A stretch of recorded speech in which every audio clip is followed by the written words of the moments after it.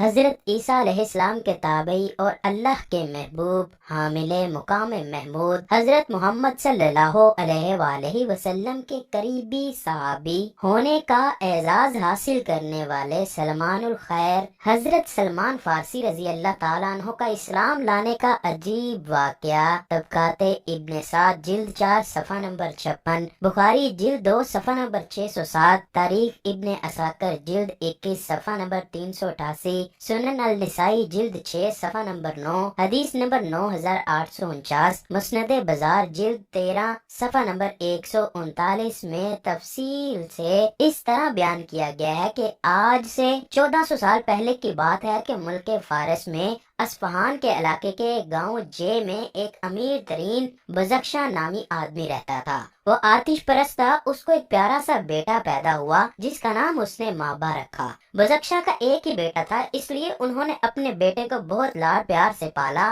مابا حضرت سلیمان فارسی رضی اللہ تعالیٰ عنہ کا پرانا نام ہے۔ مابا کے والدین اپنے بیٹے کو کبھی اکیلا باہر نہیں جانے دیتے تھے۔ درس و تعلیم کے لیے جانے کے لیے مابا کے والدین نے دوسرے بچوں کی ڈیوٹی لگائی ہوئی تھی کہ اس کو ساتھ لے جانا اور ساتھ ہی لے کر گھر واپس آنا۔ وہ اپنے والدین کا اکلوتا تھا، وہ اپنے بیٹے کو کسی مشکل میں نہیں ڈالنا چاہتے تھے۔ مابا کے والد نے آپ کو تعلیم حاصل کرنے کے لیے بڑے بڑے مذہبی اداروں میں بھیجا۔ مابا بہت ذہین اور محنتی تھا، وہ ہر کام لگن اور شوق سے کرتا۔ وہ اپنے اساتذہ کا بے حد احترام کرتا تھا، اس لیے چھوٹی سی عمر میں ہی اس کو بڑے بڑے آتش پرستوں کے نیک لوگوں میں شمار کیا جانے لگا۔ مابا کا والد بہت بڑا کسان تھا۔ ایک دن وہ کسی ضروری کام کی وجہ سے کھیتوں میں نہ جا سکا۔ اس نے اپنے بیٹے کو حکم دیا کہ وہ اس کی جگہ کھیتوں میں جائے۔ مابا جب کھیتوں میں جا رہے تھے تو دیکھا کہ راستے میں عیسائیوں کی عبادت گاہ یا گرجا گھر تھا۔ آپ نے اس میں عیسائیوں کو عبادت کرتے ہوئے دیکھا تو آپ ان کی عبادت کے طریقے سے بہت متاثر ہوئے، اس لیے انہیں آتش پرستی کی نسبت عیسائیت زیادہ پسند آئی۔ سارا دن ان کا ذہن عیسائی کے مذہب کی طرف ہی گھومتا رہا کہ یہ اچھا مذہب ہے۔ اسی خیال میں شام ہو گئی تھی۔ شام کو وہ گھر واپس آئے۔ اب وہ ہر وقت اسی تلاش میں رہتے کہ اس کی صحیح واقفیت کہاں سے مل سکتی ہے۔ وہ اپنے والدین سے چوری عیسائی پادریوں سے ملتے رہتے، کیونکہ ان کے والدین کبھی نہیں چاہتے تھے کہ ان کا بیٹا اپنے آباء و اجداد کا مذہب کو چھوڑ کر دوسرا مذہب اپنائے۔ بڑی دور دھوپ کرنے کے بعد ان کو ایک عیسائی پادری سے معلوم ہوا کہ ملک شام میں ایک راہب رہتا ہے جو اس مذہب کے بہت بڑا عالم جانا جاتا ہے۔ مابا نے ارادہ کر لیا کہ وہ ہر حال میں ملک شام جائیں گے اور راہب سے ملاقات کریں گے۔ ایک دن مابا نے اپنے باپ کو کہا کہ اے بابا جان، مجھ کو عیسائی مذہب اچھا لگتا ہے۔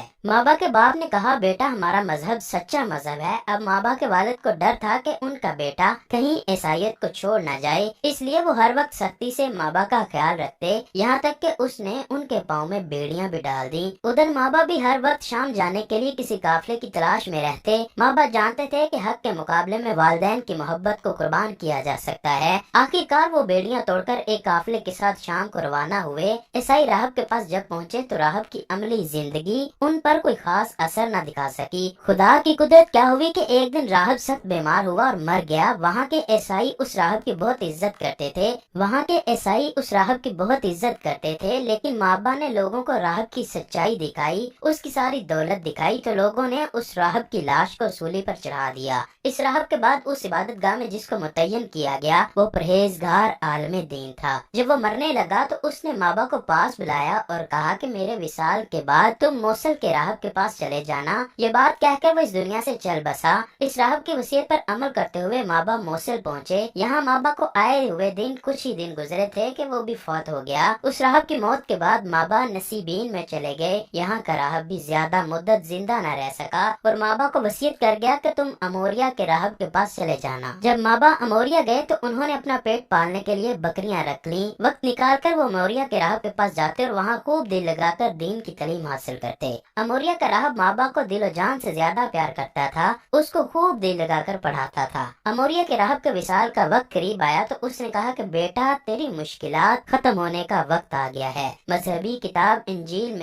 میں نے آخری نبی صلی اللہ علیہ وآلہ وسلم کی نشانیاں دیکھ لی ہیں۔ اگر تم کو اس نبی کا پیغام پہنچے تو اس پر فوراً ایمان لے آنا मदीना, उसका दीन इब्राहिमी अलैहिस्सलाम पर होगा, वो मुल्क अरब में पैदा होगा, वो सदके का माल नहीं खाएगा, वो बेसहारा लोगों का सहारा बनेगा, वो एक ऐसे शहर की तरफ हिजरत फरमाएगा जहाँ खजूरों के बेशुमार बाग पाए जाएंगे। अगर कोई तोहफा देगा तो उसको कबूल कर लेगा, उसके कंधों के दरमियान मोहरे नबुवत होगी। ये बात करते ही राह पर मौत तारी हो गई। अब माँ बाप अरब जाने के ख्वाहिशमंद हो गए। उन्होंने जब एक काफिला अरब जाते देखा तो उनको अपनी सारी भेड़ बकरियां दी और कहा कि बदले में मुझे अरब पहुंचा दें। काफिले वाले ने उनको धोखा दिया और किसी यहूदी के हाथ उनको फरोख्त कर दिया। कुछ दिन गुजरने के बाद उस यहूदी का कोई रिश्तेदार माँ बाप को खरीद कर मदीना शरीफ ले आया। जब आप मदीना पहुंचे तो आपने इर्द गिर्द देखा तो आपको बेशुमार खजूरों के दरख्त नजर आए तो आपको राहब की वो वसीयत याद आ गई। यहाँ माँ बाप गुलामी की जिंदगी बसर करने लगे। उधर मक्का में हजरत मोहम्मद सल्लल्लाहु अलैहि वसल्लम लोगों को दीन इस्लाम दे रहे थे।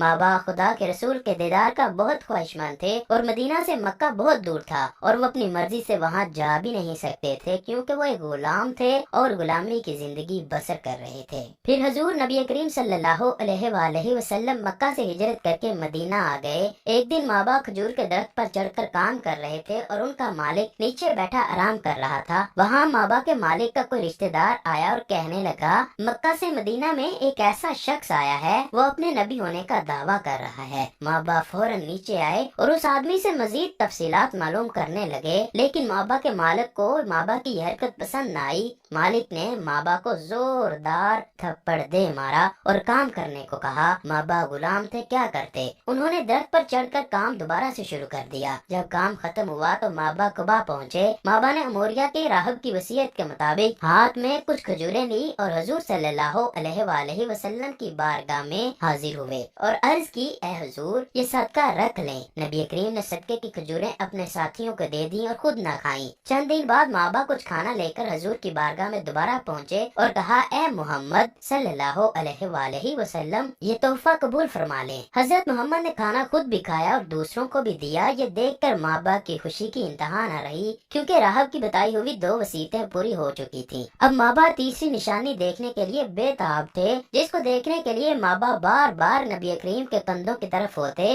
नबी करीम समझ गए कि ये मोहरे नबुवत देखना चाहता है। नबी करीम ने कंधे से चादर को सिरकाया तो मोहरे नबुवत चमक उठी और हर तरफ नूर फैला। उस नूर ने न सिर्फ माँ बाप की आंखों को रोशनी दी बल्कि उनका दिलो दिमाग भी ईमान से मुनव्वर हो गया। माँ बाप बेख्तियार कहने लगे, अल्लाह के सिवा कोई माबूद नहीं, मोहम्मद अल्लाह के रसूल हैं। रसूल अल्लाह ने माँ बाप को अपने पास बैठाया तो माँ बाप ने अपनी सारी दास्तान सुनाई और कहा कि अब मैं एक यहूदी का गुलाम हूँ। ये बात सुनकर नबी अकरम को बहुत दुख हुआ। हजरत मोहम्मद सल्लल्लाहु अलैहि वसल्लम ने माँ बाप को दारा इस्लाम में दाखिल किया और कहा कि आज के बाद आपका नाम माबा नहीं बल्कि सलमान है। हजरत सलमान फारसी फारस के रहने वाले थे, इसलिए वो सलमान फारसी के नाम से मशहूर हुए। हजरत सलमान फारसी मुसलमान होकर अपने मालिक यहूदी के घर चले गए। जब सलमान फारसी रजी अल्लाह ताला अन्हो खुदा के हुजूर पेश होते तो नबी अकरम को अच्छा नहीं लगता था कि सलमान फारसी गुलामी की जिंदगी बसर करें। हजरत मोहम्मद सल्लल्लाहु अलैहि वसल्लम ने हजरत सलमान फारसी से कहा कि अपने मालिक से पूछो कि वो क्या कीमत लेकर आपको आजाद करेगा। हजरत सलमान फारसी ने जब अपने मालिक से इस बात का जिक्र किया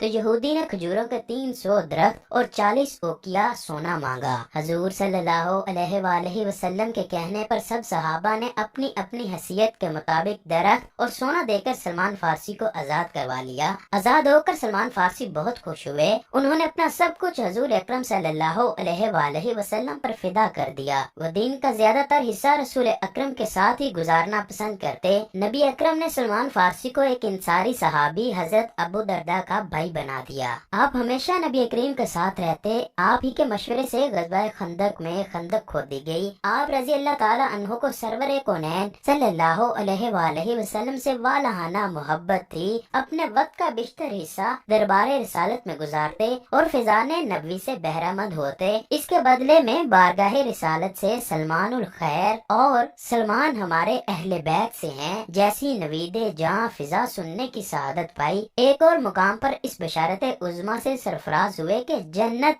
सलमान फारसी की मुश्ताक है। जब कोई पूछता कि आपके वालिद कौन है तो इरशाद फरमाते, मैं दीन इस्लाम का बेटा सलमान हूँ। आप सल्लल्लाहु अलैहि वसल्लम फरमाया करते थे, इस्लाम में 3 शख्स ऐसे हैं जो पूरे मुल्क में सबसे पहले مسلمان ہوئے۔ حبشہ میں پہلے مسلمان حضرت بلال رضی اللہ تعالیٰ عنہ، روم میں صہیب رضی اللہ تعالیٰ عنہ اور ایران میں حضرت سلمان فارسی رضی اللہ تعالیٰ عنہ ہیں۔ آپ نے 10 رجب 36 ہجری کو تقریباً 300 سال عمر پانے کے بعد وفات پائی اور آپ کی قبر مبارک